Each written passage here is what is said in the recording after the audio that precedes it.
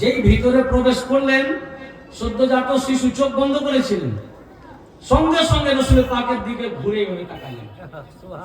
প্রথম তারপর বললেন বাচ্চাকে কোলে দাও।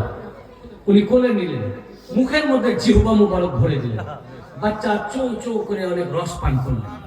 তারপরে ওনার আম্মা জানেন না, তারপরে রাসূল পাক গোসল পাক দিলেন।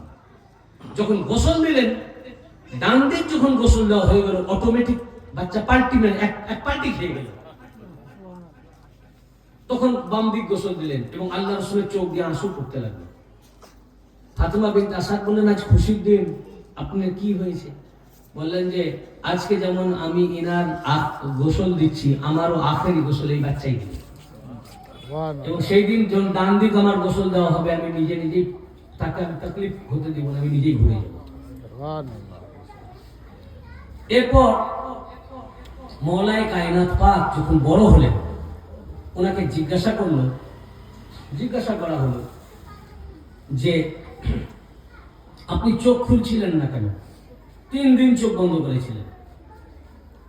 তখন মওলা আলী আলাইহিস সালাম বললেন যে আমি জন্মগ্রহণ করেছি কাবার ভিতরে, চোখ খুললেই প্রথম কাবা জিয়ারত করব এবং আমার মায়ের চেহারা। আপনি কাকে দেখেছেন? আমি প্রত্যেকে জন্মগ্রহণ করেছি আমার বাবার বাড়িতে, না হয় নার্সিং হোমে, না হলে হসপিটালে। আমি ভূমিষ্ঠ হয়ে প্রথম চোখ খুলে প্রথমেই দেখেছি হসপিটালের দেওয়াল, না হলে নার্সিং হোমের দেওয়াল, না হলে বাড়িতে হলে আমার আব্বার বাড়ির দেওয়াল আর আমার মায়ের চেহারা। না, মওলা আলী চোখ খুললে প্রথমেই দেখতেন আল্লাহর ঘরকে।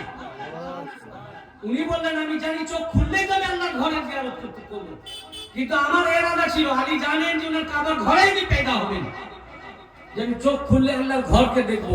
কিন্তু আমার নিয়ত ছিল যে আমি দুনিয়ায় যাব, তো আমি কাবার জিয়ারত প্রথমেই করতে চাই না, সর্বপ্রথম জিয়ারত করতে চাই কাবা মুহাম্মদ মুস্তাফা। নারায়ে সালাত, নারায়ে সালাত, নারায়ে